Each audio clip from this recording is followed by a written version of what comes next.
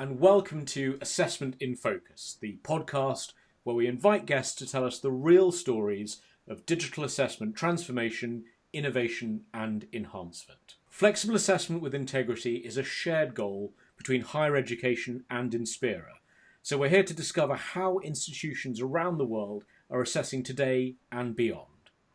I'm your host, Ishan Kolhatkar, Global Client Evangelist at Inspera, and today I'm joined by Professor Andrew Turner, who is the Deputy Vice-Chancellor Curriculum for the Coventry University Group, and Martyn Jenkins, who's the Academic Lead at Coventry University in the UK. Andrew, coming to you first, and Martyn, thank you very much, both of you, for being on the podcast. But Andrew, to help put us in context, tell us a little bit about Coventry University, please. Okay, Coventry University, we're located in the UK and headquartered in Coventry, which is in the Midlands.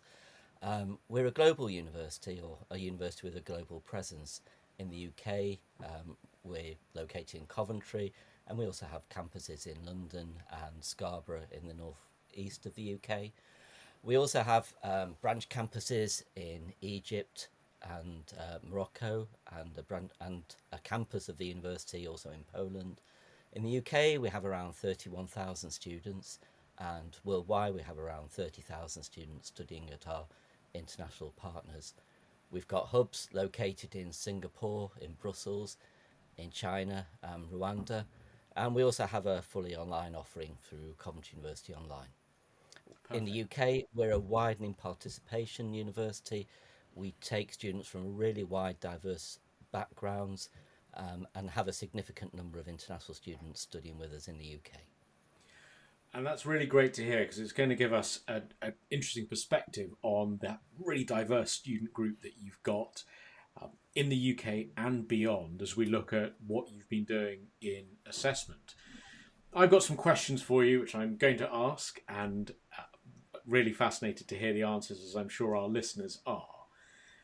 I'm going to look firstly at the higher education landscape and the critical changes that you see that are needed in assessment practices to better align with student skills for the future. And I think that the widening participation aspect of Coventry is really important here in how we look at preparing those students. So, Andrew, maybe if I can come to you first on this question, then Martyn, I'll come to you in a moment. I think one of the things that's important, foremost in my mind at the moment and important, is I think it's increasingly important to support students to develop graduate skills and capabilities in addition to knowledge that really prepares them for the challenges and opportunities of a really rapidly changing, interconnected world now. And we know that with the advent of AI and the changes we're seeing in the world, learning for the 21st century, really, or preparing students for the 21st century employment is going to be holistic, it's going to be student-centred, collaborative, future-orientated, and really has to incorporate the assessment and skills and capabilities. That isn't going to be done with a 3-hour unseen exam where students are in a room devoid of contact to the outside world, but in assessments that are authentic and develop the skills and capabilities of students and allow us to make those assessments. Thank you, Andrew. Martyn, this is obviously directly in your wheelhouse as academic development lead. Tell me what you think those changes are, and perhaps even how people could go about addressing them. I mean, I agree with Andrew in terms of that focus on the direction, if you like, in terms of breaking up the employability angle. And as Andrew indicated, Coventry's moved in that direction, but we've embedded graduate attributes, for example, as part of our curriculum in the past couple of years. And I think the way we've done that as well is interesting in terms of, rather than bringing in a set of generic attributes, we've contextualised those at the course level to make it much more specific. And again, so it's bringing out that sort of specificity for individuals in the sort of the different subject areas. I think that's a dimension. But I think in terms of what I would add to what Andrew's said, I think in terms of where we still need to go as a sector, and I think there is interest and work in this area, is developing the sort of almost like the self-regulation skills of students. It's not just the skills for employability, it's those skills around sort of self-judgment, self-efficacy that we need to be developing. And that, I think, does start to point to very different assessment approaches, very much moving away from product to process, which I'm sure we will come back to as part of these conversations, as a sort of, I think, a key change that we need to be making within the sector as a whole. Those changes that you've made with things like contextualizing at the course level, Martyn, can I ask you, how did you manage to do that? I'm sure it's the kind of thing that people listening will think, I'd love to be able to do that. Can you give them any insights into how you make that change? I mean, it was a big sort of development project. I mean, when we brought out the graduate attributes, there was a lot of discussion about, we needed obviously to define some attributes at the sort of institutional level that we would then contextualise, and we were mindful of how that would go down with staff. But actually what we found was we did workshops across the whole university to introduce them, but the fact that we were giving people handing over the responsibility, if you like, is what do these mean to you, rather than giving them something that they couldn't attach, to sort of get a sense of ownership on, actually meant that people they welcomed that opportunity. They took that ownership of it and they did that contextualization. So I think it felt like a positive sort of activity in that respect as well. Andrew, the graduate skills and capabilities, these are terms and attributes that we've defined many times over the years. Might I ask, how do you think they've moved, particularly in the last 5 or 10 years? What now are we seeing that we perhaps didn't see before? I think what we're seeing now is more reliance on very human skills, things like complex problem solving, that I think are going to be increasingly important as we move forward, and prepare students for life in a rapidly changing world. Critical thinking, creativity, flexibility, collaboration are all going to be things that actually are really important to students. Students, when I studied my degree in the 80s, employment really was you got a job for life, and it didn't really change very much. Now we see rapidly changing employment, jobs are coming and going, and actually if we're going to prepare our students, it's those very human skills that we need to support students in their development. Yeah, I mean, I couldn't agree more. I say this as someone who's, depending on how one cuts it, on their third career. I was a lawyer, I was an academic, I now do this. And it's, I think, only now that I can see the links between those skills. I don't think that when I did my degree necessarily I was being prepared in the same way. They've sort of come about as time has gone on. A question to both of you, and I'll let someone decide who's going to answer first.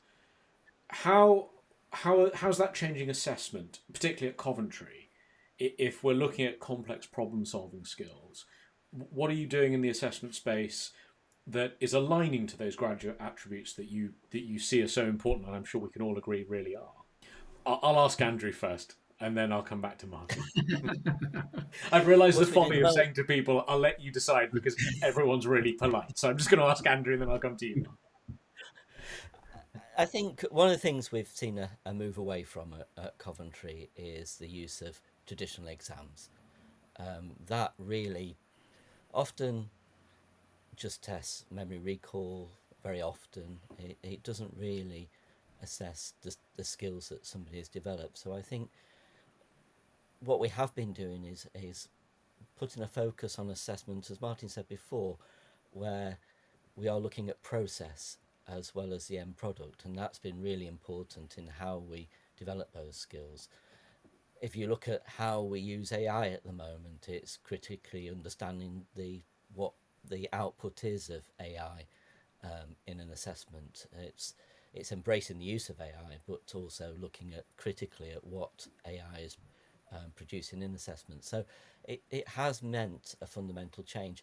We've been on this journey for quite some time. We have had a move away from the traditional exam. So really, exams are limited to where we need them for professional body accreditation, for example. and more likely we're working on exams that are set as we go along through the course. Not exams, sorry, assessments that go along that we set as we go along through the course. I am no longer sure that I could sit for 3 hours and do an exam. I'm doing this podcast at a standing desk, which is how I live most of my life. So I'm delighted to hear that, though 18-year-old me wishes that they'd known that and been alive and 18 now to be able to use it. Martyn, tell me a little bit more about that journey that you're on and what you're doing in the space. I think what came to mind when Andrew was talking there was what underpins what we do. And we have some principles which are active, social, inclusive and applied, which we apply in a sort of curriculum design sort of generally, are some of the, and I think that informs in effect what we're trying to do with our practice. I think I would also highlight, there's always work to do in this space. Yes. With our colleagues, because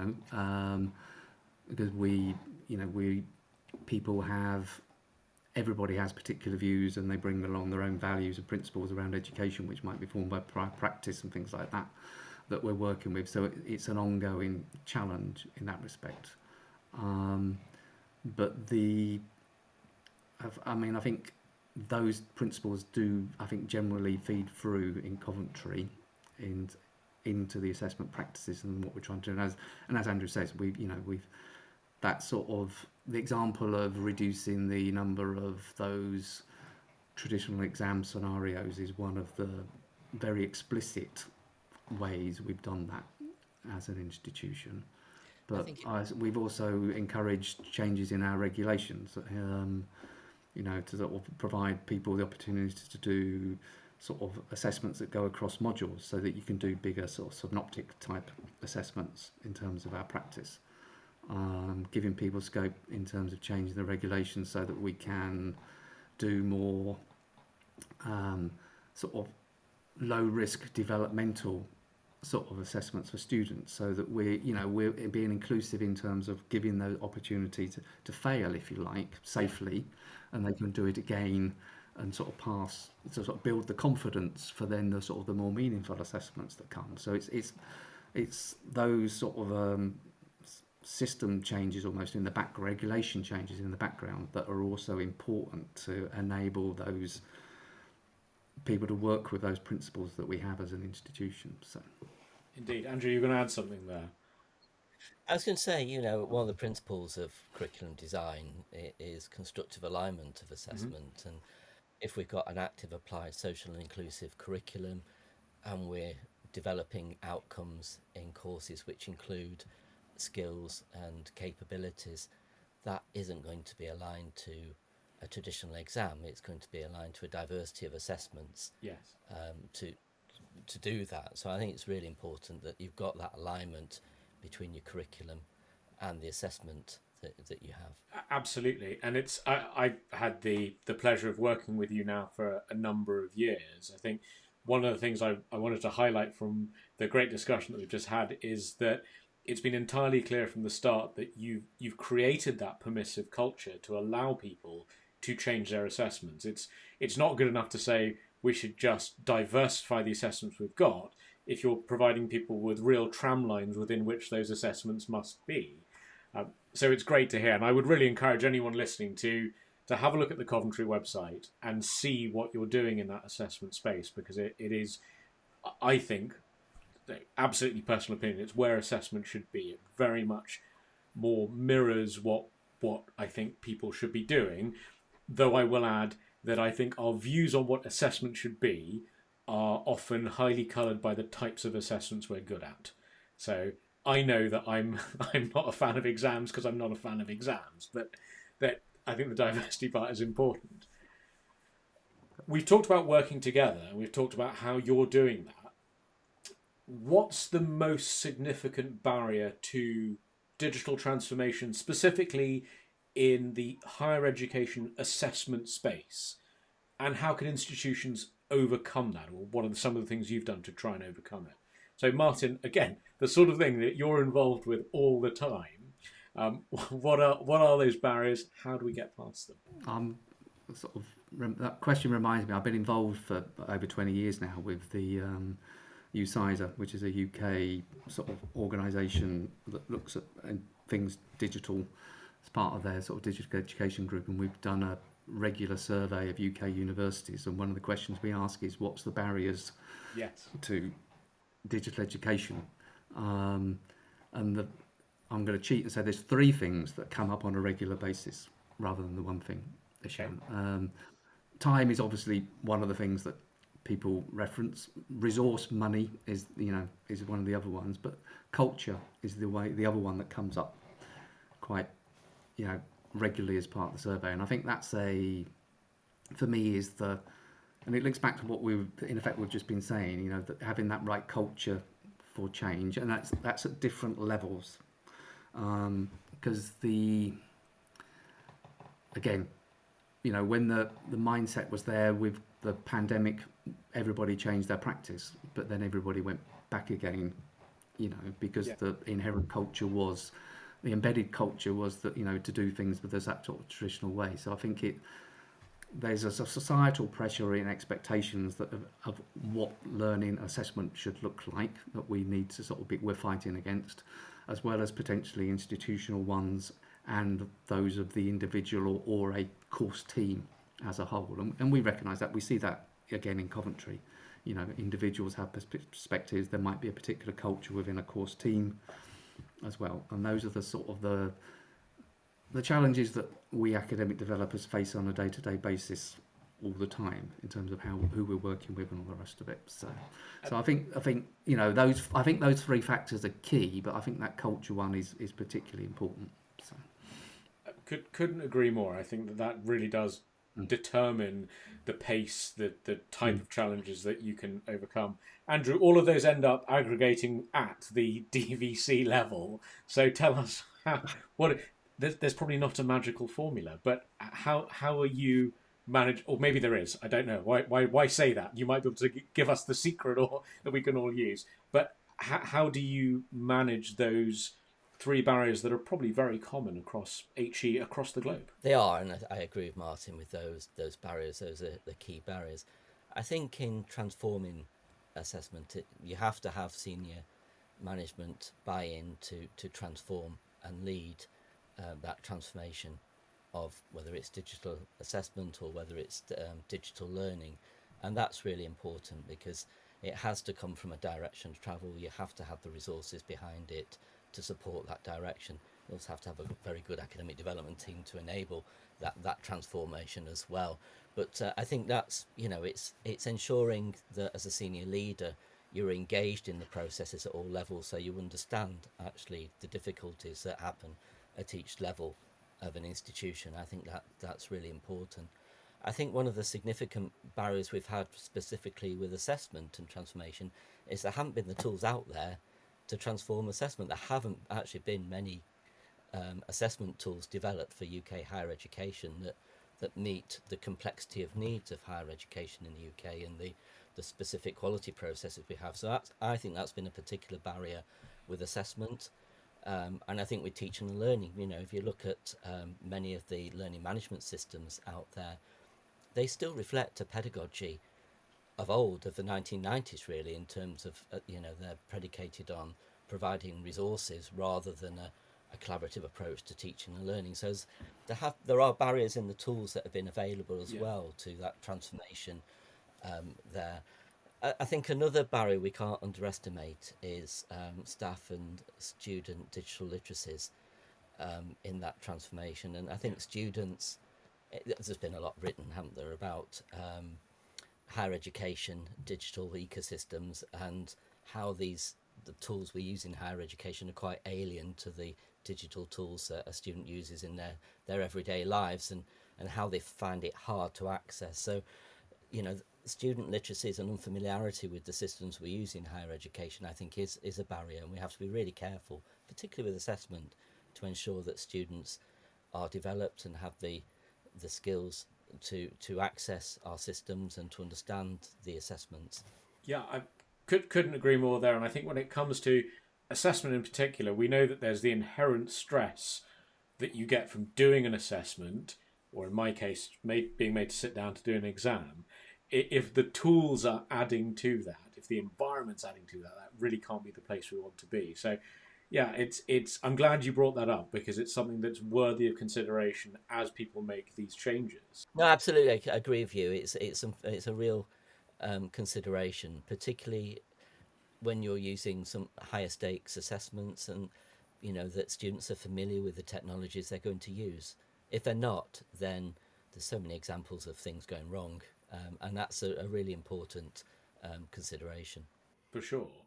It is impossible to have a conversation about education, particularly if you're talking about digital education, or indeed if you're talking about anything digital these days. It's impossible to have a conversation without AI being part of it. So, almost a signal to our audience. This is the AI question, which I'm going to ask because it's of the moment. But I want to sort of tie it into digital assessment. And it's really looking at the rise of digital tools, of AI in particular, and how that's affecting what we consider to be academic integrity. And I think the easy answer to the question is it is, but the sort of more pointed question I want to ask is AI, as you see it, something so wholly out of the ordinary? Or is this just another tool or technology on the road that we've seen that is changing how we look at integrity? I sometimes wonder, is AI, in terms of magnitude, similar to the advent of Google or having information to hand on a mobile phone? Or is this just really something that's in a completely different league and different ballpark? Martyn, I'm going to come to you first on that question, if I might. Okay, I mean, it's an interesting one because, as you sort of indicated in your question, seeing it now at this point when it's sort of still new and we're seeking to understand it, is it the question that the impact's going to be greater than we perhaps anticipate it's going to be? I think in this instance, I think there is a lot more for us to think about in terms of the longer term implications of AI, and it is going to be very much a significant change of practice. In terms of that question about is it getting us to rethink what we mean by academic integrity, I think it ultimately will do. I don't think we're there yet. I think that's because people are on a continuum, because yes, at the moment everybody's on a continuum with using AI. There's people at one end who are sort of digging their heels in, don't really want to use AI and thinking this is a bad thing we just can't use it for anything. And then there's the other extreme where we've got to embrace it fully and accept it's going to be there. People are going to use it, and we've just got to find a way to work with it. And I think probably more towards that end. I think there's some potential positivity in there, because I think in terms of what we were saying earlier, it helps us perhaps shift our assessment practice, and we start thinking about the process of learning and the processes that we're engaging students in. Again, one of the things that we've been trying to encourage at Coventry is this time on task approach to assessment. Yeah. So rather than thinking about what's the end product, it's what are the steps that you're expecting the student to engage in when they go through an assessment, because that's where the learning takes place. Now we've encouraged that partly to think about, don't make sure you don't over assess your students, because you're not asking them to do something that takes hours and hours and hours just because you can do it really quickly because you're an expert, but they can't. So that, there's those sort of practical reasons, but it's also a nice way to actually start breaking down what the assessment could be and where you might want to use, or AI use could be a good use of AI, and what are the things that you perhaps want to avoid. So I think it's moving us in that direction to rethink academic integrity, but in terms of what that final new definition or whatever might be, I think I'm not there yet in my mind, and I don't think we are there generally. So yeah. No, I don't think we are. Andrew, do you think it's changing how we define it, how we ensure it, a bit of both? Where are you with this? I I see AI in one way as another technology on that journey, of the development of technologies. I'm of an age where I remember the swap over from slide rules to calculators in the 1970s, and then the warnings about using calculators was cheating and nobody would understand maths again. But it's allowed us to take maths onto different levels, and so it's very different. Then we've got the web technologies, which allowed us to access huge amounts of information. I think AI represents a step change actually at this point. And that step change, I think, is really the potential generation of assessments and the ability of AI to make sense, or sort of make sense, of the vast amount of information that's there, and to interpret that information. So that's a big change, I think. In terms of the definition of academic integrity, one of the key definitions of academic integrity for me is somebody presenting an assessment as their own, but somebody else's work as their own. And I don't think that definition actually changes much. And as AI becomes more sophisticated and the outcomes become more sophisticated, I suspect it's going to become increasingly difficult to tell whether an essay is written by is produced by AI, or it's produced by the student that's submitting it. Therefore, I think really we have to change our approach. We have to be much more focused on process, of the evidence in the process of building up an assessment. I think the skills of critical thinking, critique, being able to critique the output of AI, and understand whether that, and critique that is going to be really important. We're going to be using AI in every dimension of employment going forward. So the ability to understand the outputs, the limitations of outputs, and to critique those outputs is increasingly important. So for us, we are embracing AI in terms of the usage of it. We're looking at the risks to all our assessment types with the advent of AI, and then ensuring, really, we're not there yet, but ensuring that assessment design is designing out that, and students are permitted to use AI, have to declare it, but it's understanding those outputs, that critical thinking, it's critiquing it is really important.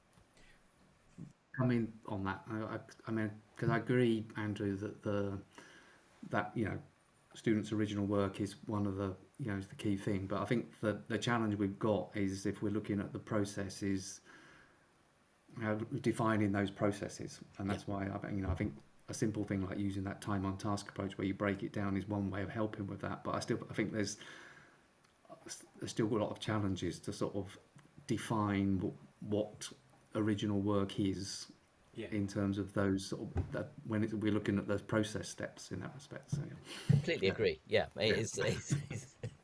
It's more difficult than you say, but it's that direction though, isn't it? We've got to look at process and task.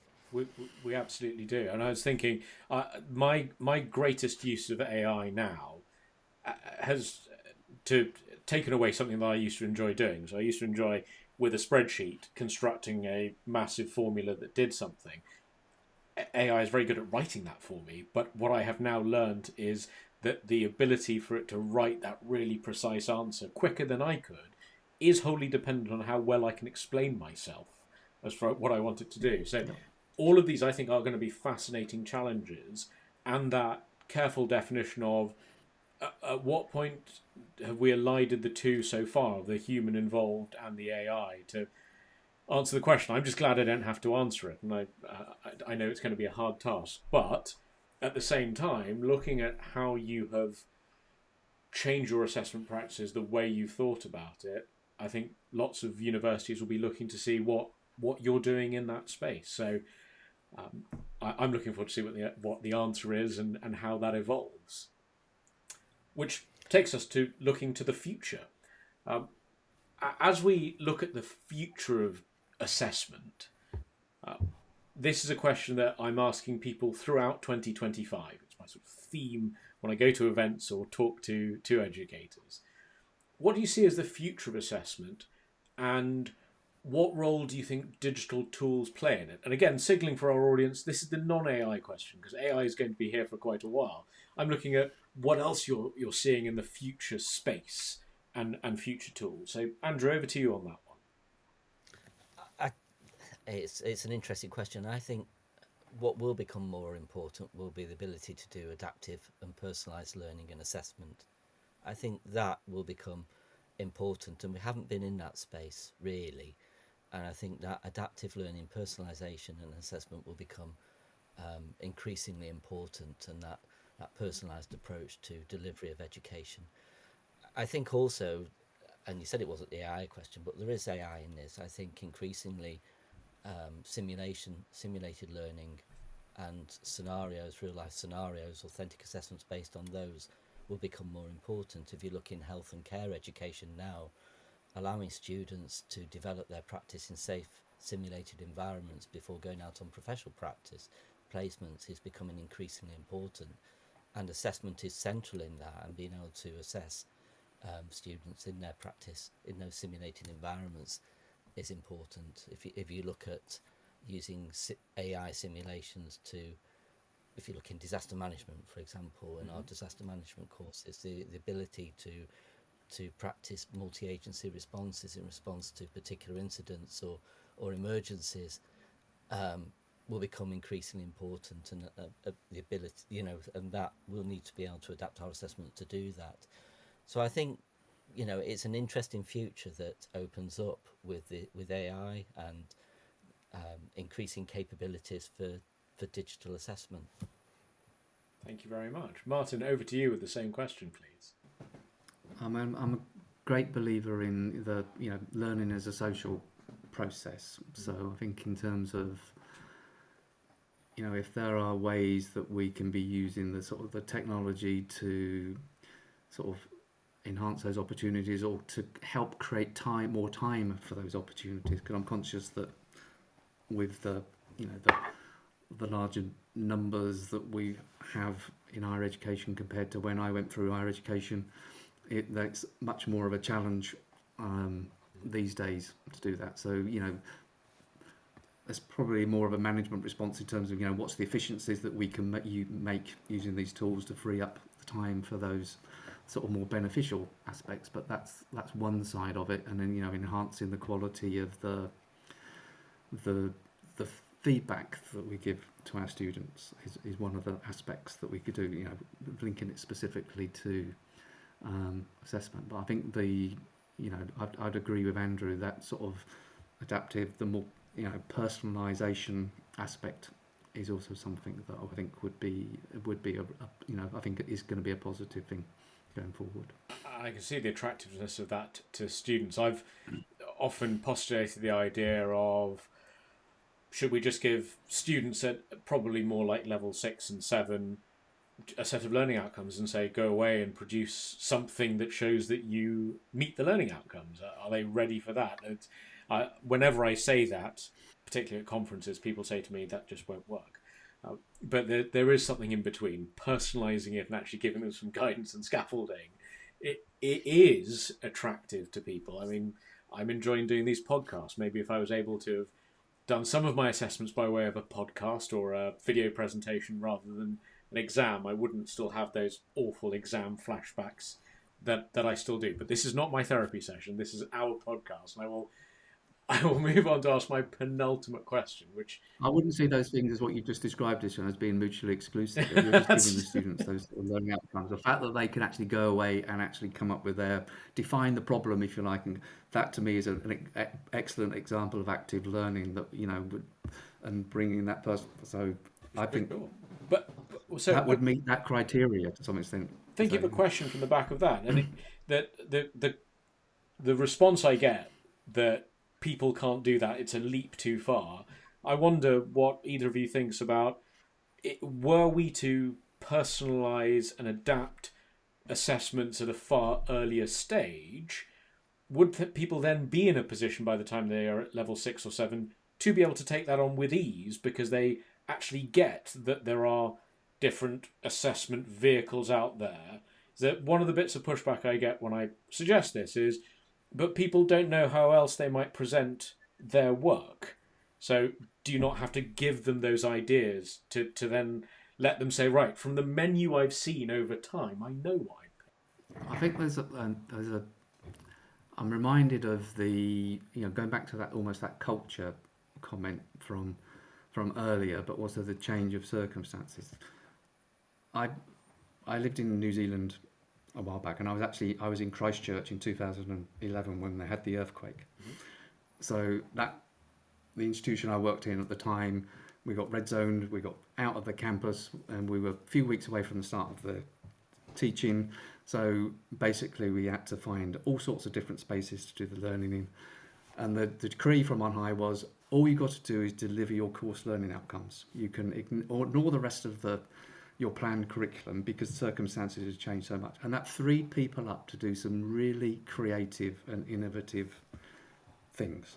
Some people actually went the other direction. It was like, what do I need to know? Oh, it's a 4-hour lecture. That's what we'll need to do. Yeah. But some people were really creative because it took away those sort of barriers, as it were. So I think, if we can free people up to, in the way that you sort of, your question implied, I think we could release a lot of creativity in that respect. But like I say, it comes back to that culture question as well, the frameworks that we're working within.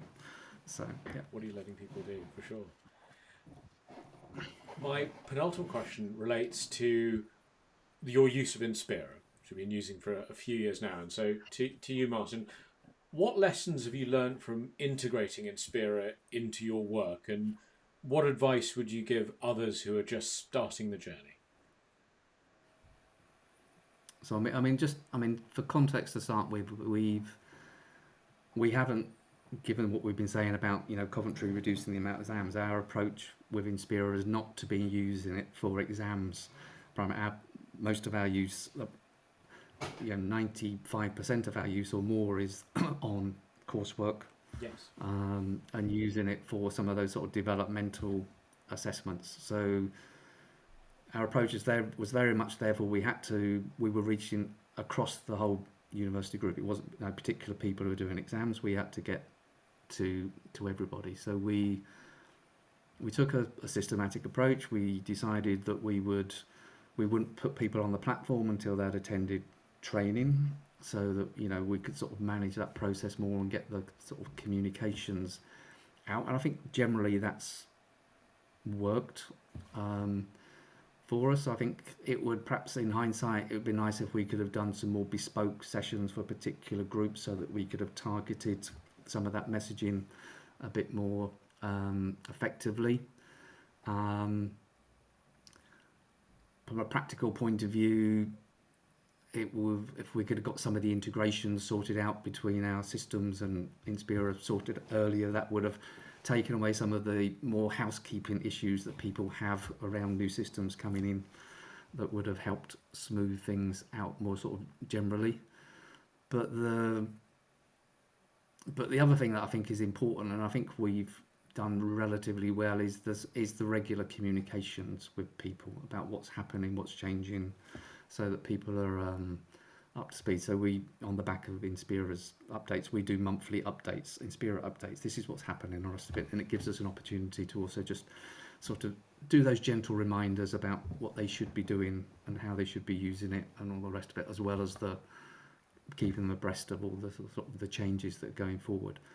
And I think I suppose a key point was to emphasise underneath that is that it's been a collaborative approach in terms of the different groups. So I sit within the Office for Teaching and Learning, but we've been working with the educational technologists and key members of academic staff and all the rest of it as part of the group registry staff, colleagues who are part of that. So you're having those regular conversations and all the rest of it to sort of be aware of the different impacts and perspectives, bringing that in together. So that's important. It's great to hear about that collaboration, and also the other part that I really enjoy people talking about, which is the contextualization. So when we think about our release webinars once a month, where of course we know people at various universities watch them, but we really love hearing, well, we send out our email or our communication that says, well, hey, in a Coventry context, look at this. and this is what we might do. Because in terms of adoption and use, and then which you need before you get to innovation, seeing it in your context is so very important. So I'm really delighted to hear all of that. Andrew, lessons learned for you? I think one of the key things with new assessment systems is you can't underestimate the complexity of bringing in a new assessment system.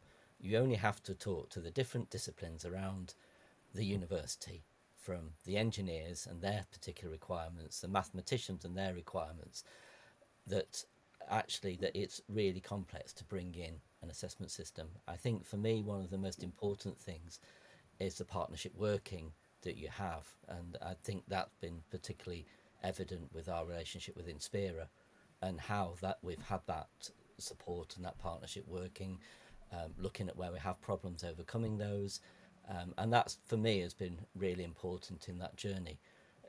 Any holistic assessment system is going to be complex, because assessment is complex, requirements are complex.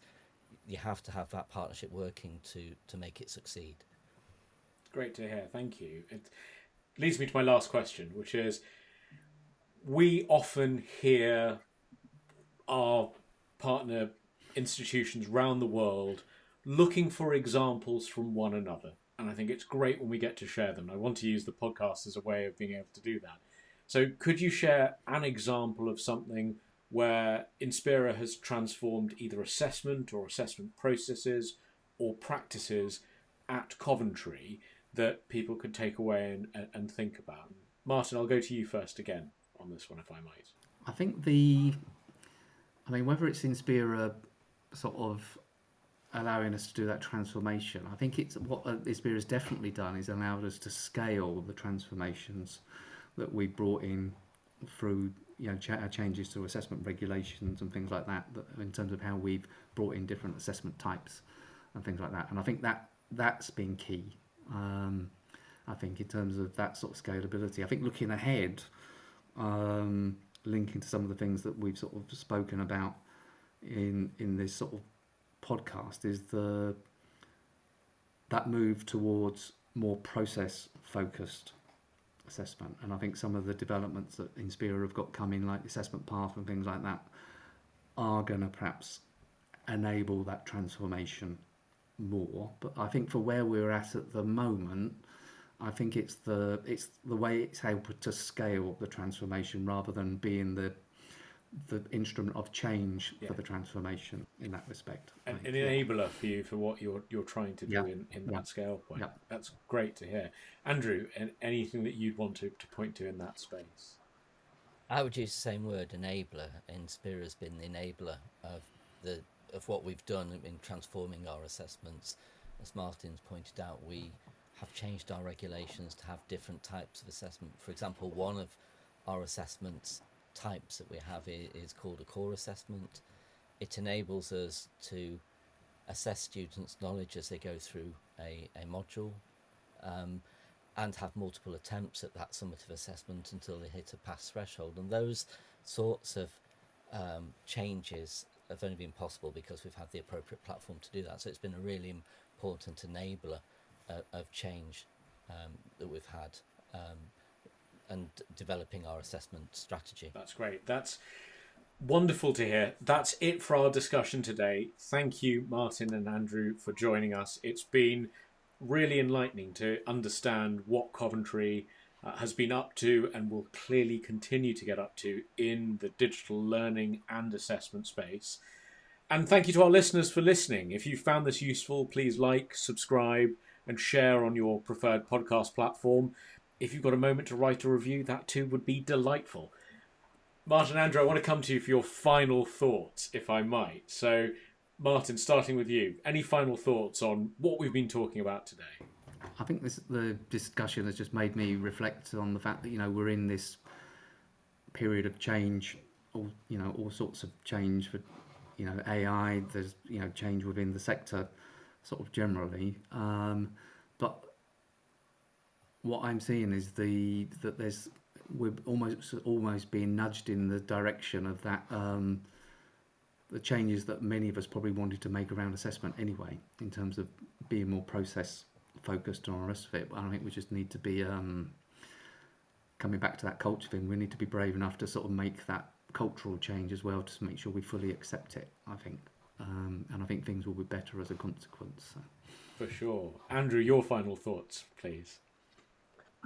I think for me is don't underestimate the importance of assessment in the student learning and the student learning journey and their success. And I think assessment is crucial. We often separate assessment from teaching and learning, or you often see that's the process. Actually, assessment is fundamental to student learning and student success. I couldn't agree more. I've had great fun speaking to both of you. I am, over the course of 2025, going to be at conferences in diverse places such as Lancaster, Hong Kong, and also in Washington State, amongst others. So if you're at any of those events, please come and say hi. Otherwise, you can always find me online, where I seem to spend a lot of my time, and I'd be delighted to talk to you more about digital assessment.